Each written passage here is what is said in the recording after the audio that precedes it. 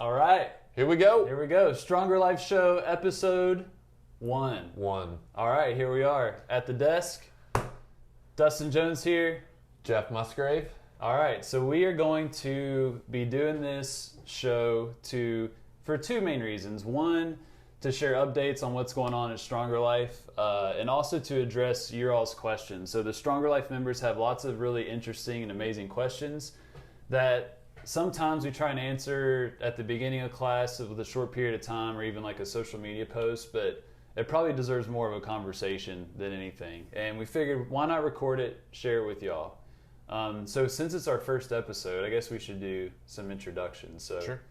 Who are you, Jeff? Tell me about yourself, sir. It's a great question. So I'm a physical therapist, definitely focused on working with older adults, working in an outpatient orthopedics setting. One of the coaches at Stronger Life. That's the main thing. Coach. Yep. There it is. It's on the sleeve, so it's real. Yep.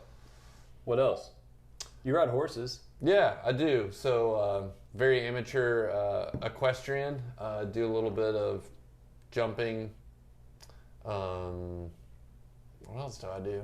We teach together. We teach. Yeah. We teach continuing ed course for other physical and occupational therapists to use some of the things we do at Stronger Life when they're working with patients. Yeah, sweet. So my name's Dustin, so I'm a physical therapist as well. We went to the same program, University of Kentucky, Doctor of Physical Therapy program. So we graduated in 2011, coming up on our 10-year anniversary. And so I've practiced as a physical therapist in a lot of different settings, but home health has probably been the biggest part of my career. And so throughout that career, but Jeff and I have seen kind of the theme that many of the folks that we worked with did not have a solid community to get strong, to get super fit. There wasn't a lot of resources in the community. And so as that became more and more apparent, we started to do this, Stronger Life. I also teach continuing education to other rehab clinicians. It's called Modern Management of the Older Adult. And we'll travel across the country with a few other folks as well, teaching other clinicians about some of the things that we're doing at Stronger Life and our colleagues are doing with their respective businesses as well. So Stronger Life, for those that are not familiar, this is a fitness community for folks over 50, currently right here in Lexington, Kentucky. You see some beautiful faces here, hopefully with that camera, but this is a group of folks that are in the same boat of wanting to be the best versions of themselves. And we help them do that through community, through accountability, but then through a barbell and dumbbells and exercise in a group format. We also do individual sessions as well. So yeah, we started before the COVID-19 pandemic, which that was fun. Just before. Yeah. Just a few months before. Great timing. Awesome. Great timing. So this video, we're going to record this probably to give some updates to members as well, and then the questions like I mentioned before. So in terms of updates or anything that's new, I think we need to give a good shout out to our new coach. Yes. Amy's amazing. She's we're not the favorites anymore. It's pretty clear. Yeah. Like everyone loves Amy.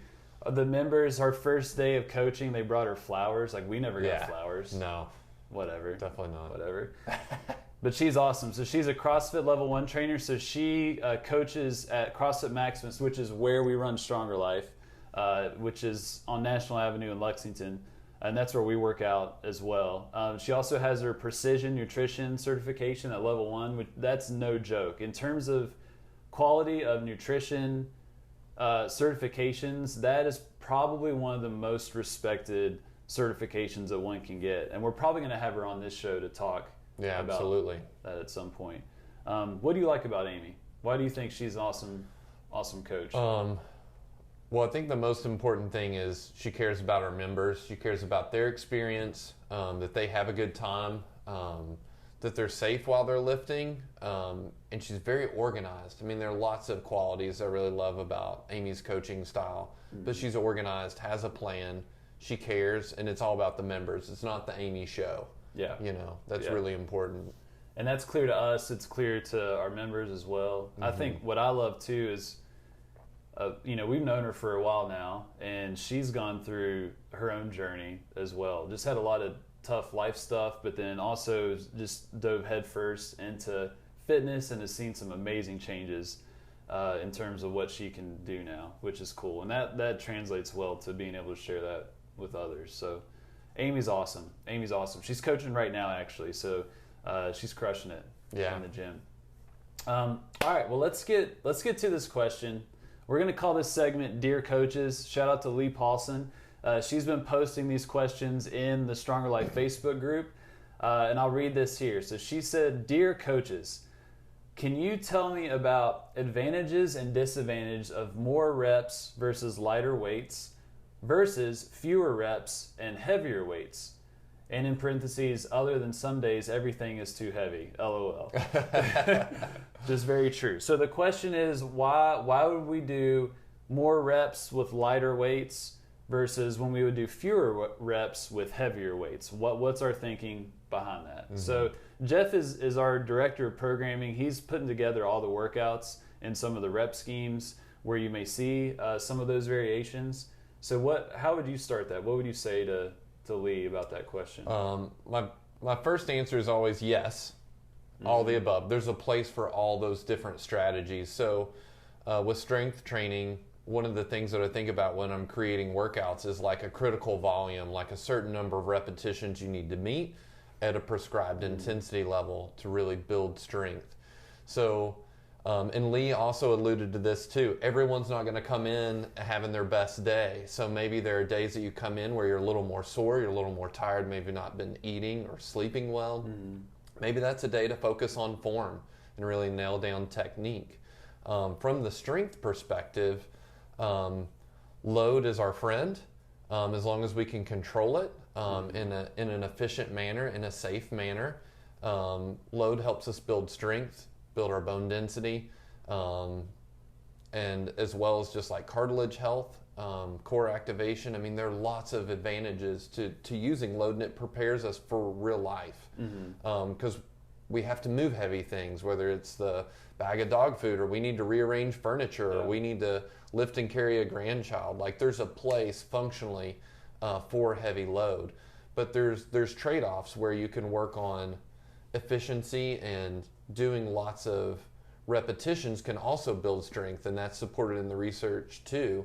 Over total volume, there almost seems to be like a critical volume. You've got to hit a certain number of repetitions to build strength, but there is a trade-off. You can't do high volume and high load safely. The return on that investment goes down, and can actually increase risk of injury. So those are all factors we try to balance and rotate through lots of different options there. Yeah. So for people that go to Stronger Life, you'll notice that Jeff will program, like right now, we're doing a lot of strength-based exercises where we're doing 6 sets of 3 repetitions. So we would consider that to be low reps, and we're really going up in weight. We're trying to go heavy versus, maybe in a few weeks, we may be doing reps of, 5 to 8, maybe more, where it's probably going to be lighter weight and higher reps.